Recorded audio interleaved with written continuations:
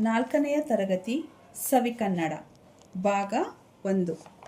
ಇದರ ಮೊದಲ ಅಧ್ಯಾಯ ಕನ್ನಡಮ್ಮನ ಹರಕೆ.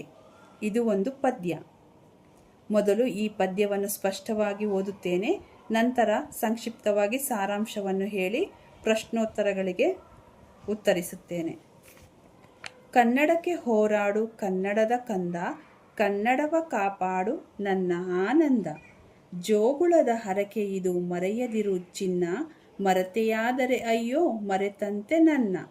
ಮೊಲೆಯ ಹಾಲೆಂತಂತೆ ಸವಿಜೇನು ಬಾಯಿಗೆ, ತಾಯಿಯಪ್ಪುಗೆಯಂತೆ ಬಲು ಸೊಗಸು ಮೇಯ್ಗೆ. ಗುರುವಿನೋಳ್ ನುಡಿಯಂತೆ ಶ್ರೇಯಸ್ಸು ಬಾಳ್ಗೆ, ತಾಯ್ನುಡಿಗೆ ದುಡಿದು ಮಡಿ ಇಹಪರಗಳೇಳ್ಗೆ.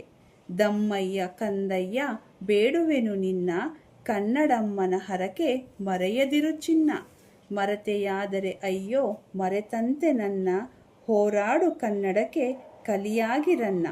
ಈ ಪದ್ಯವನ್ನು ಬರೆದವರು ಕುವೆಂಪು. ಕಂದ ಕಲಿತರೆ ಕನ್ನಡವ ಎಂದೆಂದಿಗೂ ಮುನ್ನಡೆವ. ಈ ಪದ್ಯದ ಸಾರಾಂಶ. ಪದ್ಯದಲ್ಲಿ ಕನ್ನಡ ಭಾಷೆಯನ್ನು ಕಾಪಾಡುವ ಮತ್ತು ಅಭ್ಯಸಿಸುವ ಮಹತ್ವವನ್ನು ಒತ್ತಿ ಹೇಳಲಾಗಿದೆ. ಕನ್ನಡವನ್ನು ಕಲಿಯುವುದು ತಾಯಿಯ ಹಾಲನ್ನು ಕುಡಿಯುವಷ್ಟು ಸುಖಕರ ಮತ್ತು ಗುರುವಿನ ಮಾರ್ಗದರ್ಶನದಂತೆ ಶ್ರೇಯಸ್ಕರ ಎಂದು ತಿಳಿಸಲಾಗಿದೆ. ಕನ್ನಡ ಕಲಿತರೆ ಅದು ಎಂದೆಂದಿಗೂ ಮುನ್ನಡೆಯುತ್ತದೆ ಎಂದು ಈ ಪದ್ಯವು ಹೇಳುತ್ತದೆ. ಪದಗಳ ಅರ್ಥ: ಕಾಪಾಡು, ರಕ್ಷಿಸು, ಪೋಷಿಸು. ದುಡಿ, ಕೆಲಸ ಮಾಡು, ಶ್ರಮಪಡು. ಬೇಡು, ಕೇಳು, ಯಾಚಿಸು. ಮಡಿ, ಸಾವು, ಮರಣ ಹೊಂದು. ಶ್ರೇಯಸ್ಸು, ಏಳಿಗೆ, ಅಭಿವೃದ್ಧಿ. ಹೋರಾಡು, ಸೆಣಸು, ಹೋರಾಟ ಮಾಡು. ಅಪ್ಪುಗೆ, ಆಲಿಂಗನ. ಕಲಿ, ವೀರ, ಶೂರ. ಸವಿ, ರುಚಿ. ಟಿಪ್ಪಣಿ: ಇಹಪರ, ಲೌಕಿಕ ಅಲೌಕಿಕ ಬದುಕು, ಈ ಲೋಕ ಪರಲೋಕ. ಜೋಗುಳ, ಮಕ್ಕಳನ್ನು ಮಲಗಿಸುವಾಗ ಹಾಡುವ ಪದ, ಲಾಲಿ ಹಾಡು. ತಾಯ್ನುಡಿ, ತಾಯಿ ಮಾತು, ಮಾತೃಭಾಷೆ, ಮನೆ ಮಾತು. ದಮ್ಮಯ್ಯ, ದೀನತೆಯಿಂದ ಬೇಡುವುದು. ಅಭ್ಯಾಸ ಪ್ರಶ್ನೆಗಳು. ಒಂದೊಂದು ವಾಕ್ಯದಲ್ಲಿ ಉತ್ತರ ಬರೆಯಿರಿ.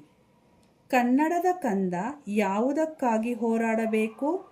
ಕನ್ನಡದ ಕಂದ ಕನ್ನಡಕ್ಕಾಗಿ ಹೋರಾಡಬೇಕು. ಎರಡನೆಯದು, ಕನ್ನಡವನ್ನು ಮರೆತರೆ ಯಾರನ್ನು ಮರೆತಂತೆ? ಕನ್ನಡವನ್ನು ಮರೆತರೆ ಹೆತ್ತ ತಾಯಿಯನ್ನು ಮರೆತಂತೆ. ಕನ್ನಡದ ಕಂದ ಯಾವುದನ್ನು ಮರೆಯಬಾರದು? ಕನ್ನಡದ ಕಂದ ಕನ್ನಡಮ್ಮನ ಹರಕೆಯನ್ನು ಮರೆಯಬಾರದು. ಕನ್ನಡ ನುಡಿಯ ಸೊಗಸನ್ನು ಯಾವುದಕ್ಕೆ ಹೋಲಿಸಲಾಗಿದೆ? ಕನ್ನಡ ನುಡಿಯ ಸೊಗಸನ್ನು ತಾಯಿಯ ಎದೆಹಾಲಿಗೆ ಹಾಗೂ ಆಕೆಯ ಅಪ್ಪುಗೆಯಿಂದ ಉಂಟಾಗುವ ಆನಂದಕ್ಕೆ ಹೋಲಿಸಲಾಗಿದೆ. ಕೊಟ್ಟಿರುವ ಪದಗಳಲ್ಲಿ ಸರಿಯಾದ ಪದ ಆರಿಸಿ ಖಾಲಿ ಸ್ಥಳದಲ್ಲಿ ಬರೆಯಿರಿ. ಒಂದನೆಯದು, ಕನ್ನಡಕ್ಕೆ ಹೋರಾಡು ಕನ್ನಡದ ಕಂದ. ಎರಡನೆಯದು, ಮರೆತೆಯಾದರೆ ಅಯ್ಯೋ ಮರೆತಂತೆ ನನ್ನ. ಮೂರನೆಯದು, ಮೊಲೆಯ ಹಾಲೆಂತಂತೆ ಸವಿಜೇನು ಬಾಯ್ಗೆ. ನಾಲ್ಕನೆಯದು, ಹೋರಾಡು ಕನ್ನಡಕ್ಕೆ ಕಲಿಯಾಗಿ ರನ್ನ. ಪದ್ಯದಲ್ಲಿ ಬಿಟ್ಟಿರುವ ಮುಂದಿನ ಸಾಲುಗಳನ್ನು ಬರೆಯಿರಿ. ದಮ್ಮಯ್ಯ ಕಂದಯ್ಯ ಬೇಡುವೆನು ನಿನ್ನ, ಕನ್ನಡಮ್ಮನ ಹರಕೆ ಮರೆಯದಿರು ಚಿನ್ನ, ಮರೆತೆಯಾದರೆ ಅಯ್ಯೋ ಮರೆತಂತೆ ನನ್ನ. ಹೋರಾಡು ಕನ್ನಡಕ್ಕೆ ಕಲಿಯಾಗಿ ರನ್ನ. ಭಾಷಾ ಚಟುವಟಿಕೆ. ಮಾದರಿಯಂತೆ ಕೊಟ್ಟಿರುವ ಪದಗಳಿಗೆ ಪ್ರಾಸಪದ ಬರೆಯಿರಿ. ಮಾದರಿ: ದಮ್ಮಯ್ಯ ಕಂದಯ್ಯ. ಹೋರಾಡು, ಕಾಪಾಡು. ಬಾಯಿಗೆ, ಮೇಯ್ಗೆ. ಬಾಳ್ಗೆ, ಏಳ್ಗೆ. ಚಿನ್ನ, ರನ್ನ. ಕೊಟ್ಟಿರುವ ಪದಗಳಲ್ಲಿ ಬರೆಹದ ಸರಿಯಾದ ರೂಪವನ್ನು ಆರಿಸಿ ಬರೆಯಿರಿ. ಓರಾಡು, ಹೋರಾಡು. ಎರಡನೆಯದು ಸರಿಯಾದ ಉತ್ತರ. ಹೋರಾಡು. ಹರಕೆ, ಅರಕೆ. ಮೊದಲನೆಯದು ಸರಿ. ಹರಕೆ. ಆನಂದ, ಆನಂದ. ಮೊದಲನೆಯದು ಸರಿಯಾದ ಉತ್ತರ. ಆನಂದ. ಅಯ್ಯೋ, ಅಯ್ಯೋ. ಎರಡನೆಯದು ಸರಿಯಾದ ಉತ್ತರ. ಅಯ್ಯೋ. ಹಾಲು, ಹಾಲು. ಮೊದಲನೆಯದು ಸರಿಯಾದ ಉತ್ತರ. ಹಾಲು. ಅಪ್ಪುಗೆ, ಹಪ್ಪುಗೆ. ಮೊದಲನೆಯದು ಸರಿಯಾದ ಉತ್ತರ. ಅಪ್ಪುಗೆ.